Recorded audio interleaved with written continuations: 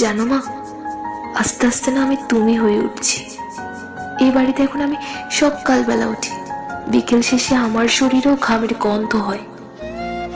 এখন আর সারা সপ্তাহ ধরে সানডে প্ল্যানটা করি না, কারণ তোমার মতো রবিবার এই সংসারের বেশি কাজ। আমি শাড়ি গুছিয়ে পড়তে শিখে গেছি, হাত কোপাতেই স্বাচ্ছন্দ্য পাই বেশি।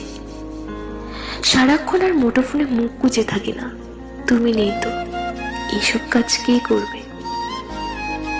ঘড়ির কাঁটার সাথে সবসময় তর্ক করি। ছাতা খুলে গিয়ে বাজার ফেরত অকাল বৃষ্টিতে ভিজতে ভীষণ বিরক্ত লাগে, যে বৃষ্টির প্রতিটা ফোঁটা দু হাত মিলে উপভোগ করতাম কোনো এক সময়। কাটা আঙ্গুল দিয়ে দিব্যি মশলা বাটি, জানো মা, এখন আর জ্বালা করে না। রেগে গেলেও চিৎকার করার বাড়ি মাথায় তুলি না মা। এখন